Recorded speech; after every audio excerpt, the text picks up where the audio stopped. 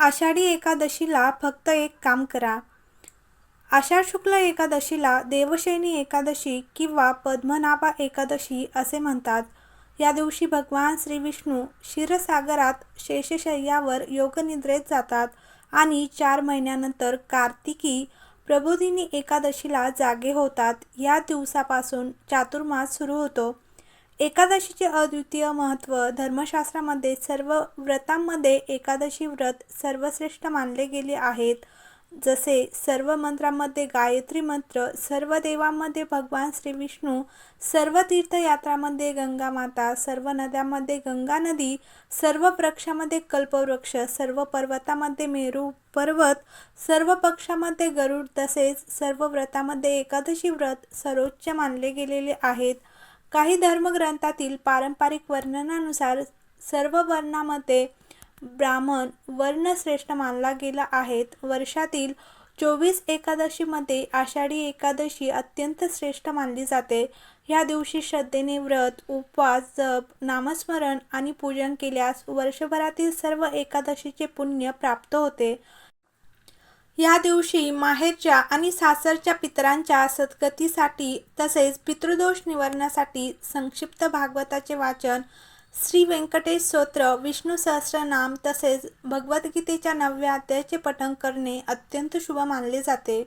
पुराणातील माहिती. पुराणात अशी कथा आहे की एका राज्यात सलग 3 वर्ष पाऊस पडला नव्हता. तेव्हा अंगिरस ऋषींनी राजाला एकादशीचे कठोर व्रत करण्यास सांगितले. राजांनी श्रद्धेने व्रत केल्यावर त्या राज्यात मुसळधार पाऊस पडला आणि प्रजेचे संकट दूर झाले. काही भक्त एकादशीच्या सूर्योदयापासून एकादशीच्या सूर्योदयापर्यंत निर्जला उपवास करतात.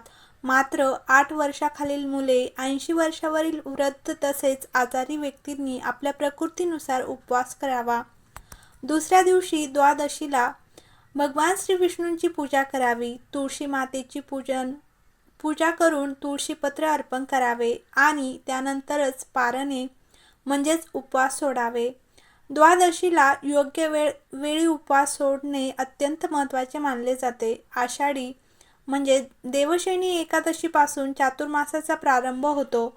या काळात जप, तप, ध्यान, व्रत, हरिनाम, हरिपाठ, भागवद्गीता, श्री व्यंकटेश स्तोत्र आणि विष्णू सहस्रनाम यांचे पठण केल्यास त्याचे पुण्य अनेक पटीने वाढते, अशी श्रद्धा आहे.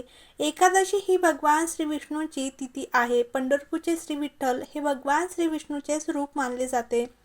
शक्य असल्यास पंढरपूर येथे जाऊन श्री विठ्ठल रुक्माईचे दर्शन घ्यावे. आषाढी एकादशीच्या दिवशी आळंदीहून संत ज्ञानेश्वर महाराज, देहूहून संत तुकाराम महाराज, त्र्यंबकेश्वरहून निवृत्तीनाथ महाराज, सासवडहून सोपाननाथ देव महाराज, पैठणहून संत एकनाथ महाराज तसेच इतर संतांच्या पालख्या विठ्ठल नामाच्या गजरात पंढरपूरमध्ये एकत्र येतात.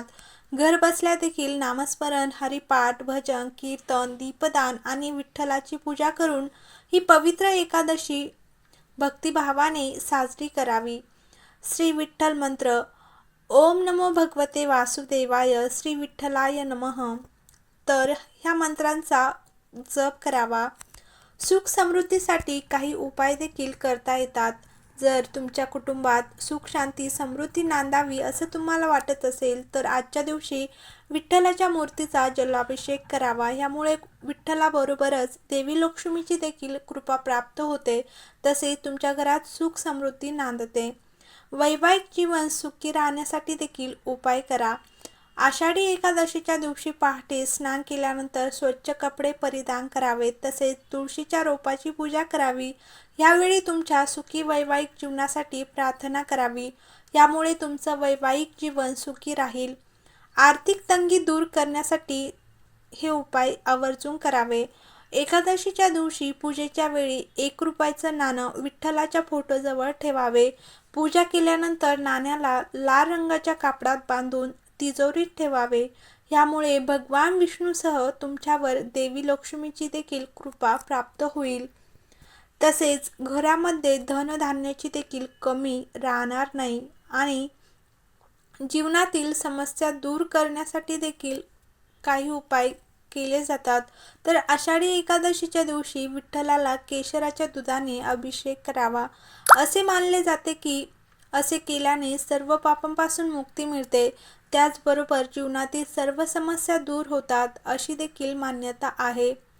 इच्छेनुसार विवाह होण्यासाठी देखील उपाय करा. तर जर तुमच्या वैवाहिक जीवनात अनेक अडचणी येत असतील तर आषाढी एकादशीच्या दिवशी स्नान केल्यानंतर विठ्ठलाला नमन करावे, विठ्ठल नामाचा गजर करावा. तुमचं वैवाहिक जीवन सुखी होईल. जय हरी विठ्ठल, श्री हरी विठ्ठल. तर व्हिडिओ आवडला असेल तर लाईक करा, शेअर करा आणि चॅनलवर नवीन असेल तर सबस्क्राईब करा.